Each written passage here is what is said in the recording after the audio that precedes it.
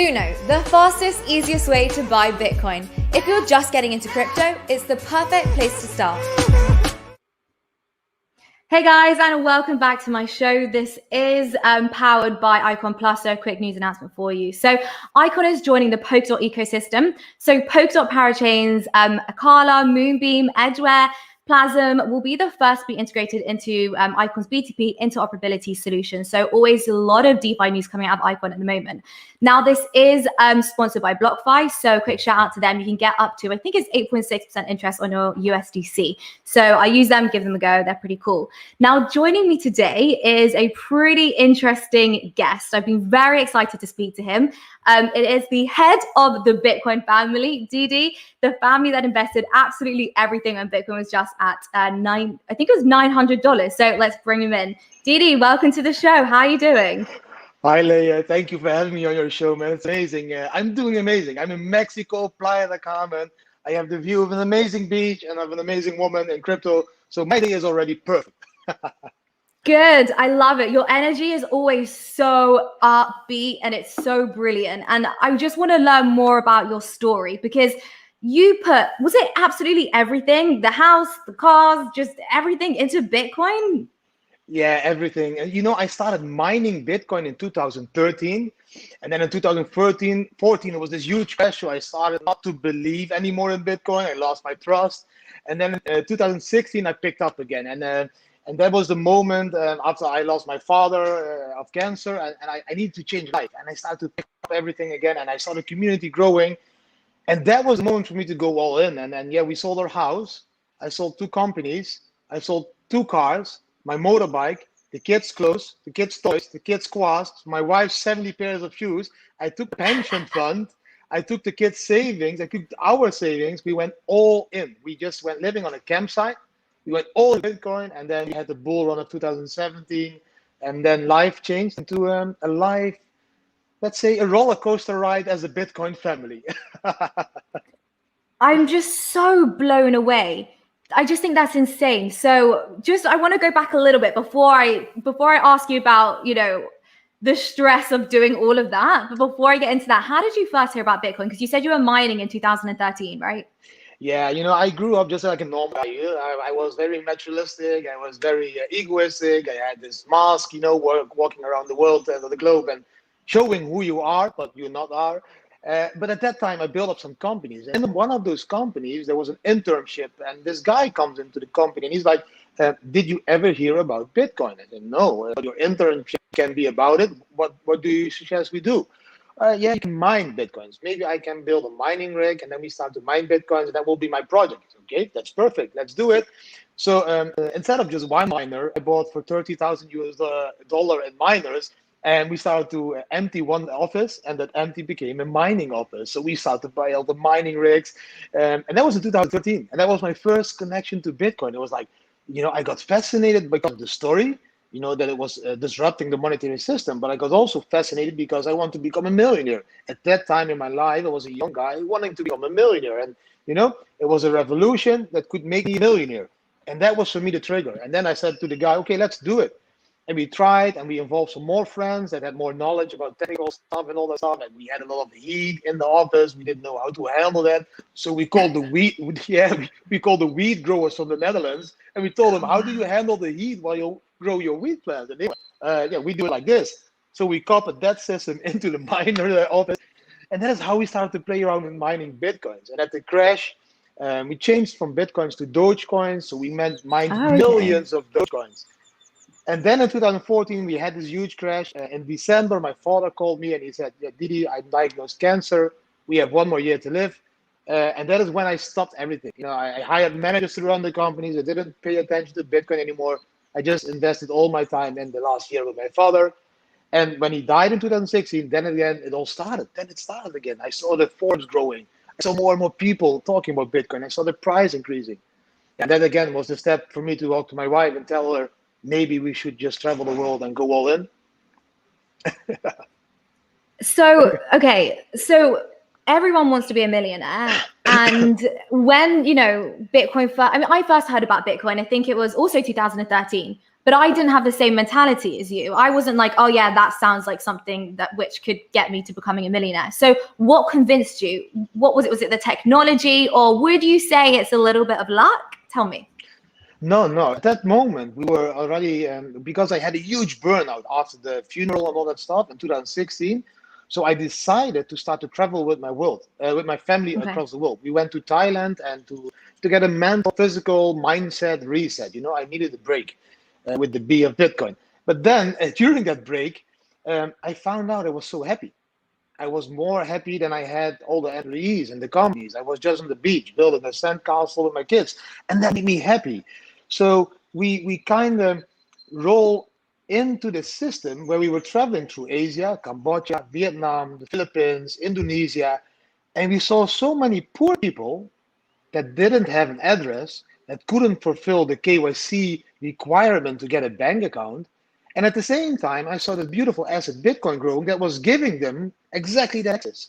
So for me, that trip of the first 3 months was perfectly timed. I saw that more than 80% of the world was disconnected of the monetary system. I saw the solution. I saw a revolution. I saw happiness in myself and my family. So for me, it was all puzzles were falling into a place. And that was the perfect time. That was bam, just go all in. I started to believe in Bitcoin. And, it's a story. There is really something to be said about minimalism and just getting rid of everything. So given you guys, you found so much peace on this journey, was it hard to convince your wife and, just to give up everything, go all in? You said you even your children, their savings you put into Bitcoin. Was that hard to convince her? Of course, that took a few Mai Tais and put on the beach and a few Bacardi Cokes. But but my wife was never the materialistic part of the family. It was more me that always was in the hunt for money.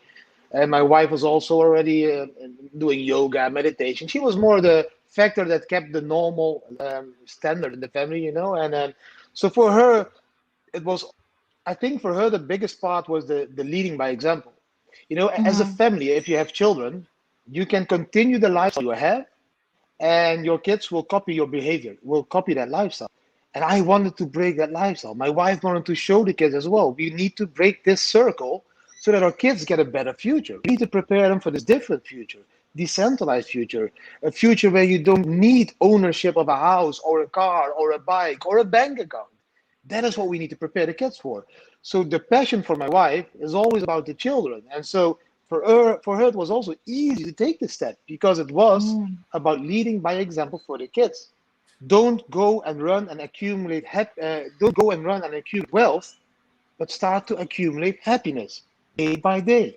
You can force your kids to run the hamster wheel and to make money, money, money, or you can have them run the hamster wheel and making happiness every day by day.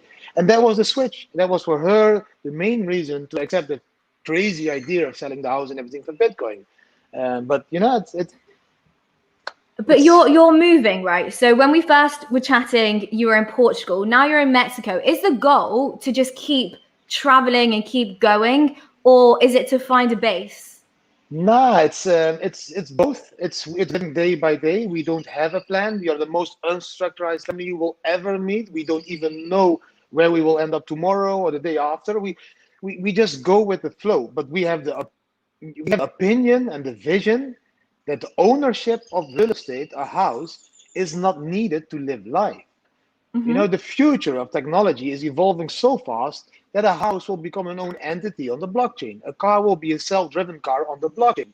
I will be stepping in the car, driving from A to B, and paying the kilometers I've driven. And this car will be driving to the garage to repair itself and pay that guy again with the wallet. And this is the same with houses. This is the vision we have about the future. And why would I now tie myself to a house, to real estate? It has like a return of investment that is really shit, in my opinion. Well, I could be invested full in Bitcoin that has the biggest return on investment. And that is how I show my kids, you don't need that house. You don't need a house to feel safe. I know we grew up in the 90s, and you were taught in the schools you need to have a big house, and then you need to provide for your family, and then you get this safety network, and you feel relaxed. No, I feel relaxed when I'm free to go wherever I want, whenever I want. If they close the stores and the restaurants in the lockdown in Portugal, I want to be going. And that's what we had. I'm going to Mexico. Everything is open. Life is normal. That is the freedom. Bitcoin and blockchain for me is more about freedom than it is about accumulating wealth. And I think that is what we want to show our kids, the community, and everybody else in the world. I totally agree with you, and I absolutely admire it so much. And when I learned about you guys and figured out you are moving from place to place, the first thing which came to mind, which I've been dying to ask you, is how does it work then with like your kids' education? Now, before you answer, I think I know what you're going to say anyway, but like I totally think that the education system is trash anyway. I think that it teaches you the absolute opposite of freedom. So I can totally understand if you wanted them to opt out of that. But talk to me, how does that work? Because they're not going to school. Do they have friends? How can they have friends if they're moving from country to country? So that's in the beginning we traveled really fast, and we are now adjusting to slow travel. So we stayed for 5 months in Portugal, before that 5 months in Thailand, now 2-3 months in Mexico. So we are slowing down the pace because of the social context and everything. The kids, the first 2 years, we unschool them because if you want to reset your kids, you can't just stop the normal schooling and go into online schooling. You just unschool them. You just stop. You just let them be kids for some time so that they get in this new rhythm of life. And then from that moment on, when the reset was done, let's say, when the kids were getting used into be not going to school, then we started to homeschool and online school them. There are beautiful projects like Galileo, which is an online school for digital nomad families, where all kids, they gather every morning for 30 minutes in a Zoom call with more than 12 kids talking about the things that kids will want to learn. And they guide the kids in their trajectory. So my daughter wants to learn about the stars and about the sea and about elephants. So that month she will spend that, and their coaches will help her to find subjects to read, write, and investigate that elephant or the stars. So it's a different style of educating, but they still learn. My youngest kid have never gone to school. Her name is Jessa. She's now 10 years old. She has never gone to school. She writes, she reads, she speaks English, she speaks Dutch, she understands German, tries to speak German. She knows a lot about animals. She knows a lot about human mindset, connecting to people. So they learn different things in different ways. It also has disadvantages. This lifestyle has disadvantages. The big disadvantage should be social context.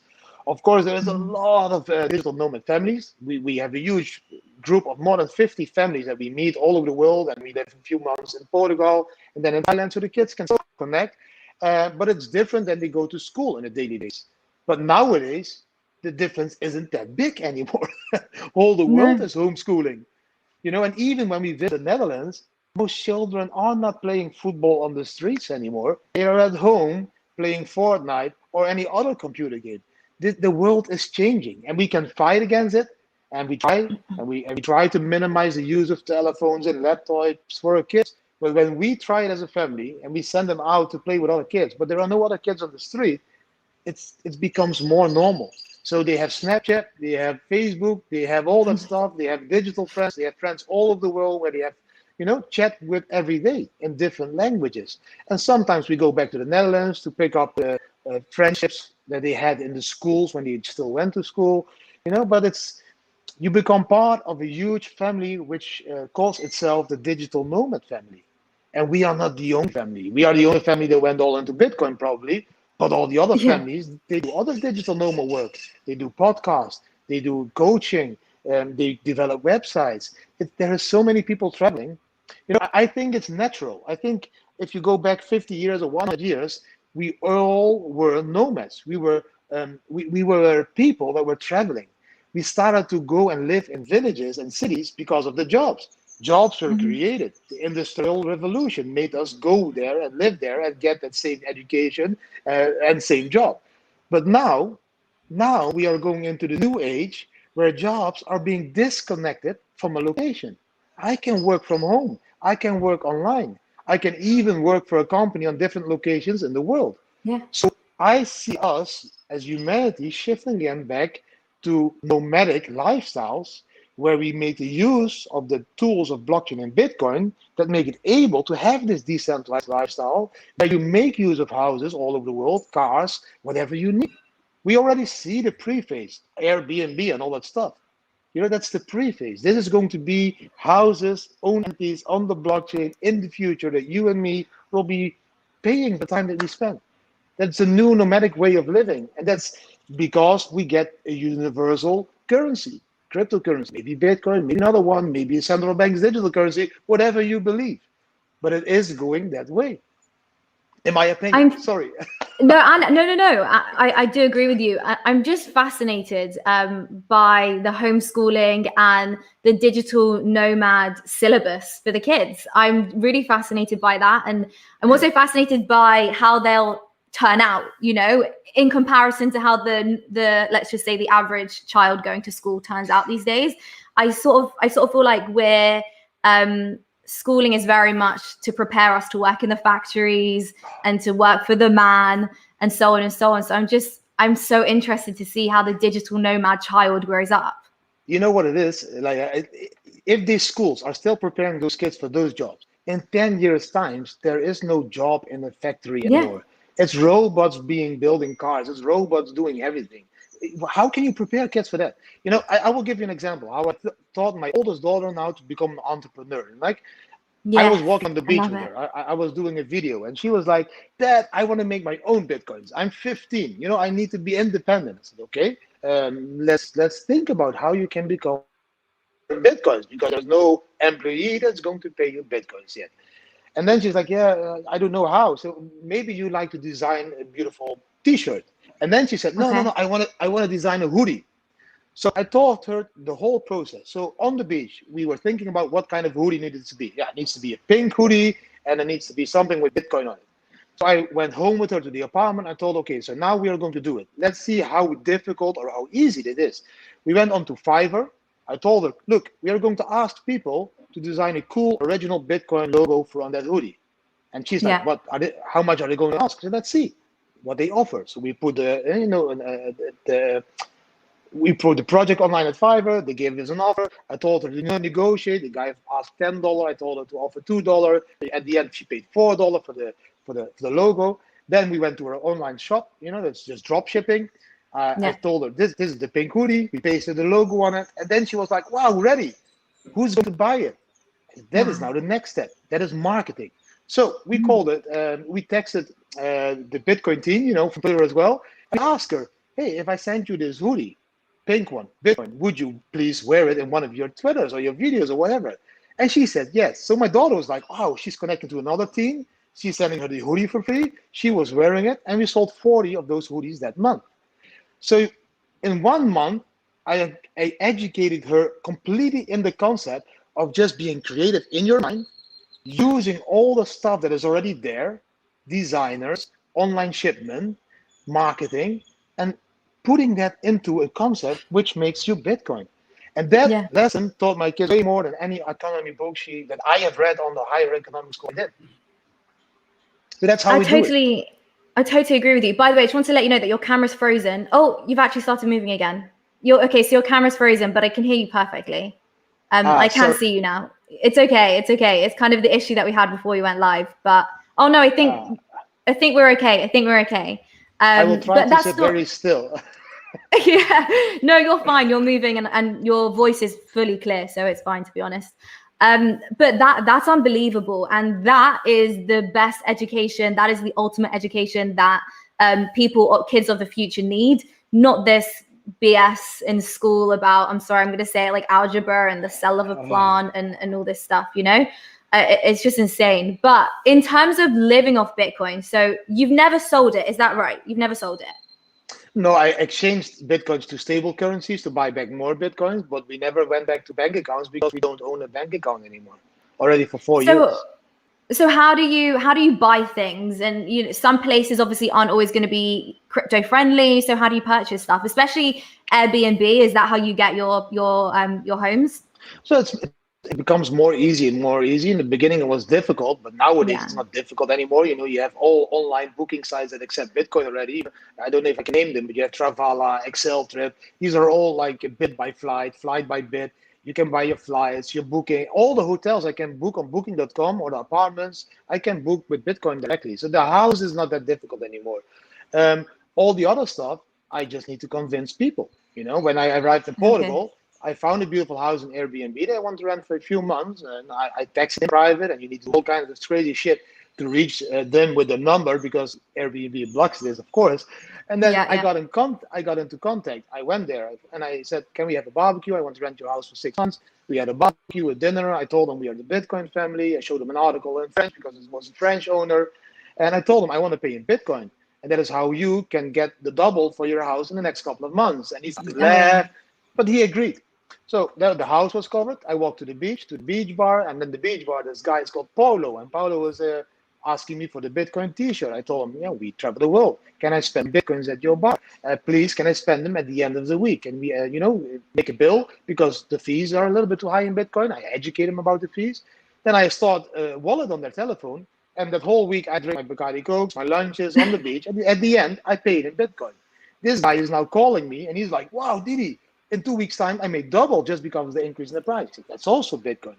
And that's how I do it with the sailing club in Portugal. That's how I did it with the hotel here in Mexico. That's how I do it with the restaurants. For all the other cases, we use all those online platforms like Bitrefill, where we buy coupons to spend at the McDonald's, or where we buy a coupon to spend at Alibaba, or at whatever online shopping.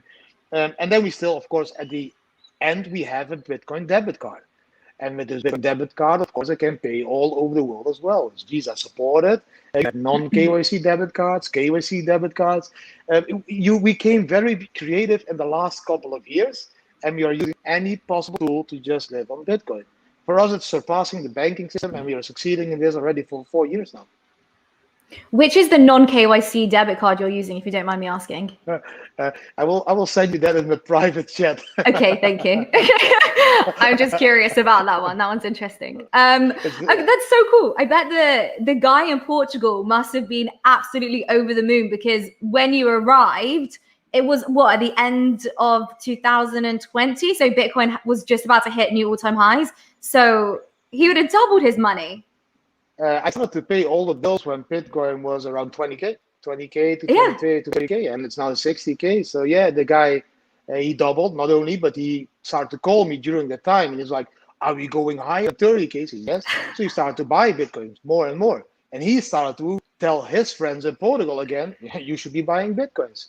So this is a small thing you can do as a Bitcoiner, because you believe. You go to a bar, you have a chat, so you have fun, you have a drink, you have a chat, and you have the chance to convince somebody to understand and believe the whole Bitcoin concept. And maybe he uses it to avoid paying taxes. Maybe he will use it, for any other reason. That doesn't matter. Bitcoin is for everybody, but we as a community should start to educate everybody. I made a video today about it. I could upload it in an hour or something. It's about, that I can see that people are seeing Bitcoin more than a financial tool to accumulate wealth or to protect wealth. In the video today, I will post on YouTube. I'm educating people on, it's not only that. It's also a disruptive, immutable, 24/7 usable, borderless, peer-to-peer cash that is going to involve everybody into the new monetary system. It's more than just accumulating wealth. It's changing the world. We, you, me, all the influencers, we are changing the world. Maybe we don't realize it yet. I do. But in 10 years' time, we will looking back to these videos, and we will be like, we were at the forefront of changing this whole monetary system into a honest one that is now accessible for everybody, and everybody still has full control on their money. That's a change that we need to make. We are making it. I love that you're converting people on the way. I think that's my favorite part of this. You're just like, kind of hustling your way through this, and you're just like, "Guys, trust me, you're going to double your money. Let me pay you in Bitcoin." But I have a question for you. So what happened back in 2017 during the bear market, when it went from 20K down to 3K? I know you were obviously still in profit because you bought in at $900, but were you concerned that you'd made a mistake? No, we were not completely in profit. We started to buy at $900. My Oh, pension okay. fund went in at $6,000 per Bitcoin. Um, Oh. but of course, we exchanged a little bit on the top, like 20, 30%. We changed it to the stable coin. And, you know, for us, we had this new mindset of living, minimalism. It was not about the money anymore. We were prepared to lose everything if only we could change life. The money that we didn't care. It was, and we came into this roller coaster ride because of the move. Documentaries were being made, interviews daily. They were invading our life completely. We didn't even have time to think about selling bitcoins and trading. It was our life was disrupted in a way that you can't imagine. We were living on a campsite. We were flying from Wall Street was flying. Was Australia, Ukraine. Our life was like we couldn't even see what we were doing at that point. You know, and in the 2018 and 19, yeah, life costed us about 1 to 2 bitcoins a month. But now life costs us 1 Bitcoin a year. You average out, that's the strange Yes. thing. You drive this roller coaster ride. But, you know, in the beginning, when we made the huge kind of profits, we took almost 36%. I think I still have the calculation somewhere, man, and we gave that to charity. Okay. Oh, wow. And then we had the huge dip from 12K to 6K, which I didn't expect. And then 6K to 3K, which I didn't expect. But we just needed 3K a month to live life. So for us, there was not an issue. We were just living a simple life in Thailand.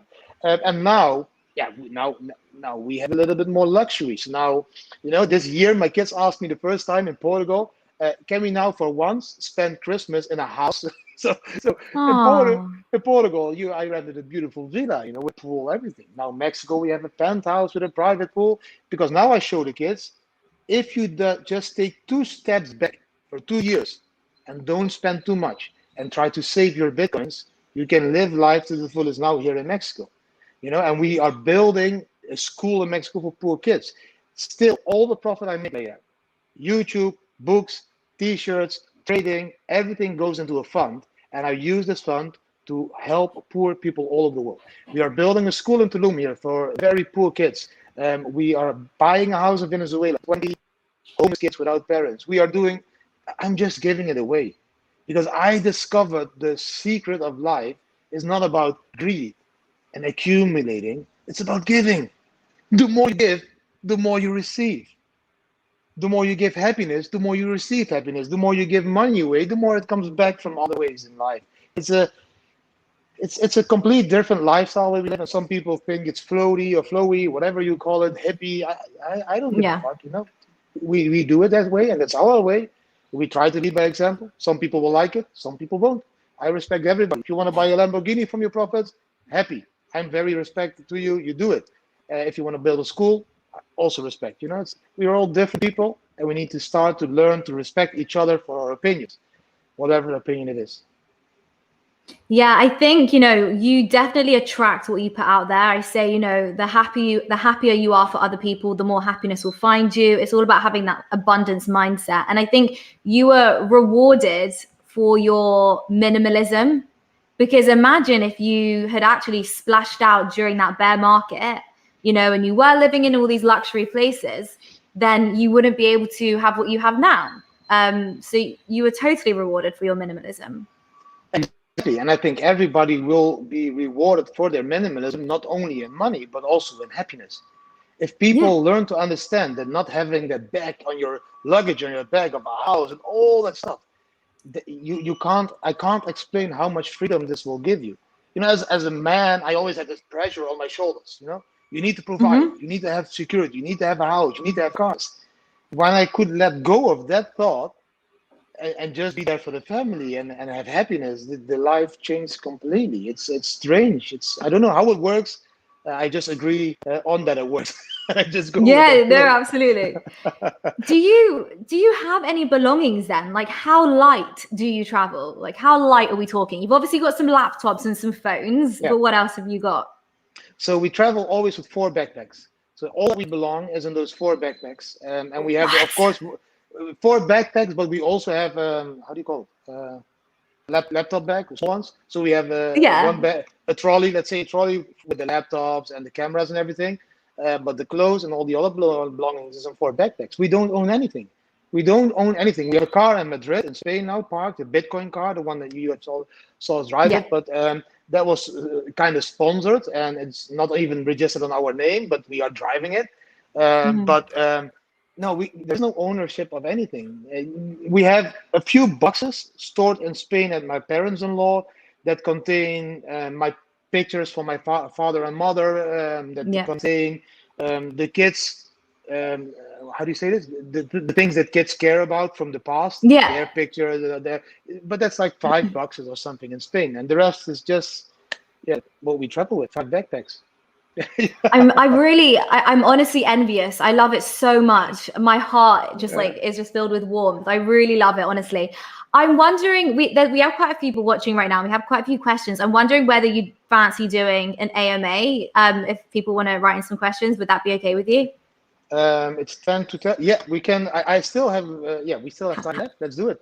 Yeah, how long do you have? About like 10 minutes or something like that? No, we have more than like 25 minutes. Okay, cool. All right. So guys, if you're interested, we're going to do an AMA. So just write your questions now for the Bitcoin family and we'll go through it. So there is one question actually, which I'm just going to scroll up on. Somebody asked about taxes. And that's a really interesting one. So which country do you belong to? Where are you a citizen of? You know, who owns you, basically? So we have a Dutch passport. Okay. But if you become creative and as a digital nomad, you don't need to be registered anywhere. You can travel, and as long as you don't have bank accounts, there is no way that they can force you or make you or have you pay taxes because you're living off your capital. In the Netherlands, you have a capital tax of 1.3%. So if I would be registered in the Netherlands, I would be paying 1.3%. In Portugal, you pay 0% on Bitcoin. So if you register in Portugal, you have 0% in Bitcoin. In Mexico, you also have 0% in Bitcoin. In Switzerland, you also still have 0%. So there's many countries you could be registering to just avoid paying tax on your cryptocurrencies. Be aware, we still don't have bank accounts. We still don't have any assets. So it becomes more easy if you don't have that and only have cryptocurrency. You just choose that country that doesn't tax cryptocurrency. And you need to just let go of that other country. So I know it's different for people living in the US. They still need to pay taxes even if they register in other countries. But I was lucky to be a Dutch citizen, and then there is more opportunities. Yeah. So I actually. No, go for it. Sorry, what were you going to say? So I'm not against paying taxes. I'm against how the system's built up. I think it's retarded. I think it's stupid. I think they still don't understand that they can just turn around the tax system in a minute and have everybody pay taxes. But that's up to them to you to find out how that works. But as long as I need to pay taxes, I will pay my taxes. But Dutch 1.3%, Portugal 0%. So I'm pretty happy. You're doing good. Somebody asked, but what about access to exchanges? You need to show utility bills, but you don't need an exchange, do you? You don't exchange. So we used the exchange in the beginning, like Kraken and all this stuff in 2016. So that one is the only one when I was still educating myself on this industry. But nowadays we use the non-KYC exchanges to trade. I'm not using a KYC exchange anymore. It's I don't have the need to buy altcoins anymore on those KYC regulated exchanges. I will trade Bitcoin. I will trade all the coins that it's possible to trade on those non-KYC exchanges, and I will buy my Bitcoin peer-to-peer on OTC deals here on the beach while I'm drinking my Bugatti Coke with that OTC dealer. The dream. I learned a lot about it. But I also learned that the community is that big now that everybody now and then is in the need to sell or buy Bitcoins. And you as a community can solve this. It worked the same way in history. You were exchanging your eggs for milk. We didn't need any government or governance or government or bank to make us exchange milk for eggs. You don't need those people anymore to live and to exchange Bitcoins for money or whatever. It's all possible. It's not that difficult anymore. Sorry, I always talk too much. No. Oh my God, don't apologize. I'm honestly absolutely fascinated. I love it. This is my dream. So I'm living vicariously through you right now, while we're in lockdown here in the UK. So there you go. But when do you see Bitcoin being widely adopted? So I know we're seeing loads of institutions jumping in right now, and it's obviously helping with the price action. But how do you see Bitcoin playing out? Do you see it, people doing what you're doing and living off it and it being that global currency? Or do you think things will sort of continue as they are, they'll evolve, but it will be more of a store of value like gold is? So yeah, I have my opinion on this, but I also need to say upfront, I'm not a financial advisor or anything else, and I also think we live day by day, so it can go in any direction. Bitcoin was intended to be a peer-to-peer cash. At the moment, the fees are too high to be a peer-to-peer cash. If the second layer applications will evolve, like Liquid or Lightning Network, maybe it will become a peer-to-peer cash. If not, it was baked into the into the software that we can hard fork it, which makes it possible to be as other currencies built that maybe will evolve to peer-to-peer cash. I'm not a maximalist in the way of I only love Bitcoin. I love the community. I think we as a community need to work together, all currencies, to disrupt the monetary system. So not fight each other, I'm better, you better. No, we fight the monetary system. Whatever cryptocurrency succeeds in becoming peer-to-peer cash. In my opinion, at the moment, I see the Bitcoin movement going more into the store of value. I can see it becoming the new 21st century gold. I can see it becoming the most important tool in the world, not for us anymore, but for governments, but for countries. And you see this already. If you read through the news, you can exactly see what is happening. I'm going to try to explain it very short. So 12 months ago, I started to read articles about Iran, Iraq, Pakistan, Venezuela, Turkey, that they were incentivizing their power plants to mine Bitcoins. Countries incentivizing their power plants to mine Bitcoins. Those countries were all the countries that were under the US sanctions. They didn't get dollars anymore to do import and export. They mined Bitcoin for 12 months, and now the last couple of months, they came out and they said, now we as a country, Pakistan, Iran, Venezuela, Turkey, we are going to use Bitcoin legally for import and export. So they are bypassing the US sanctions. China wants to be the biggest Bitcoin miner. The United States wants to be the biggest Bitcoin miner. All countries want to be the biggest Bitcoin miner. Why do you think that is happening? It is not because they think it's a scam or multi-level marketing. It is because they as governments, they as central banks are creating a new monetary system. They are crashing this current monetary system to create a new one, which is called central banks digital currencies. And those central banks digital currencies are going to be backed up by digital gold. And that is why, that is the only reason that all those billion-dollar companies, billionaires, now got a legal framework to put Bitcoins on their balance sheet, to buy Bitcoins, because the politicians allowed it. And when politicians start to make a framework and allow those billion-dollar companies to buy Bitcoins, you know that there is a bigger game going on, because those billionaires will be backing up their politicians during the new run for president. That is how economics work. Bitcoin is going to be the goal of the 21st century, and all the billion-dollar companies and billionaires are now already exchanging their reserve currencies into that new store of value gold. And the banks are playing the same game they played with gold. We were used to have our gold in our homes. We, as a cowboy or Indians, we had a house full with gold. Then we were getting afraid because there were some people telling us, oh, but you can be robbed. And then the banks evolved. And then the people were putting their gold into banks to keep them safe. And then the banks were custodial service for your gold. Do you see the dots? Now the banks are becoming custodial service for people's Bitcoins. They are playing the game over and over and over again. We need to educate those people. Yes, the bank can be your custodial service, but that is not your Bitcoin. Not your key, not your Bitcoin. So for me, I think Bitcoin is slowly evolving to be this digital gold of the 21st century. But on the other hand, I still have the hope that the community will see this in time and will still understand this revolution of disrupting the monetary system and taking back the power to the people when it comes to finance, to life, to everything else, because that is what Bitcoin and blockchain for me is about. I think you make a really interesting point, when you talk about the banks and custodial services, because this is such a debate in the community, and it's this community is just full of debates and controversies. And there's this whole idea, not your keys, not your coins. And I'm very much of the mindset, not your keys, not your coins. But I also believe that eventually not everybody will want to hold their own keys. If this thing really does go mainstream, I don't think everybody will want that kind of responsibility. I agree with you, and I don't think it's needed, because just see it. I see it as a revolution, but other people see it just as evolution. It's just minus the R. It's the same word. Oh.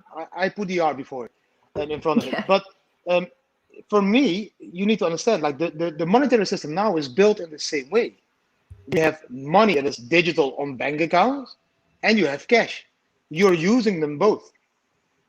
The thing is now that if this cash is going to fall away, because there is only 7% left in the world that is still physical cash or coins, if that is going to go away, we still need to have an alternative way of holding and spending money as cash, digital cash now.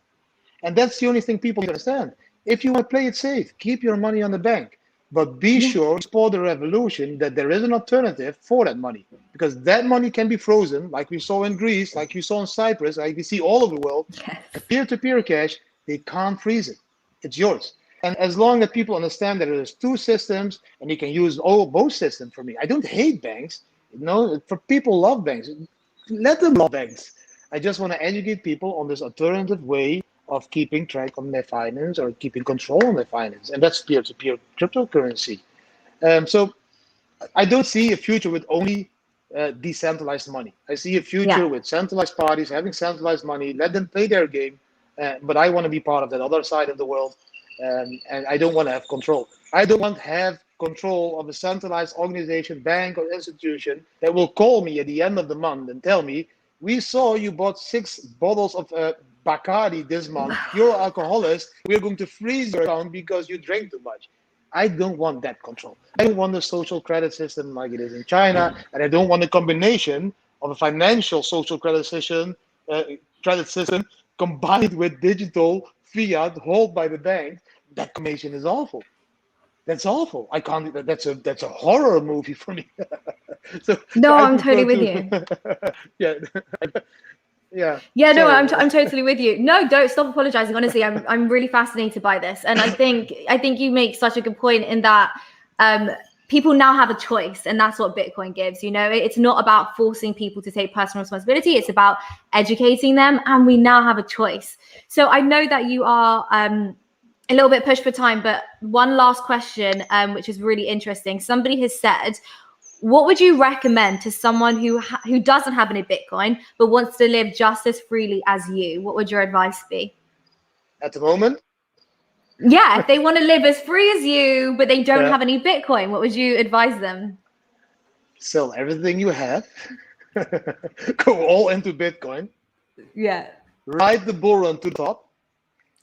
A few weeks before the top, exchange your Bitcoin into a stable coin. Use a huge part of that stable coin to stake. Live off those high yields while we go into the bear market. In the bear market bottom, you buy back your Bitcoins and you ride the next 4-year cycle, and you will be living the same way in beautiful houses. Maybe, I don't know if I can move, but if I can move, I will move, and I will show you it's not only me, it's also you guys out there that can live with a view of this. Here, on the beach. Yeah, we can see. It's a little bit frozen, but we can see. Wow, I can see it's beautiful.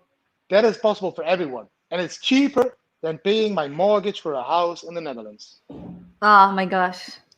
Absolute goals, I tell you. Didi, I want to thank you so much. I've been so excited to chat to you. I'm so pleased that we were able to do this. I know you're moving around a lot, but I think it was really cool that we were able to schedule this. So thank you so much for coming on. You're completely welcome. My apologies again that I needed to do it 1 hour earlier. We are going to go on a boat trip with a guy living here in Mexico, and he is building a hotel somewhere here on a beautiful beach, and it's going to be a Bitcoin blockchain hotel. So I'm going to have a boat trip and talk with him and advise him on how we can build this beautiful place here in Mexico together. Thanks so much. I love what you're doing for the crypto community. I really respect you. I love that there are more and more women in this community, and we need them. because they always keep the community cool, fair, and honest. And that's what I like about it. Thank you so much for having me on your show, Layah. Yeah, thank you so much for coming and enjoy your boat trip. And I think that's so cool that you're going to teach them all about Bitcoin. So thank you so much again. Thank you everybody for watching. And don't forget to tune in next week. See you soon. Enjoy your day. Bye-bye. Bye. Keep believing. Bye. Keep believing. There you go. See you later.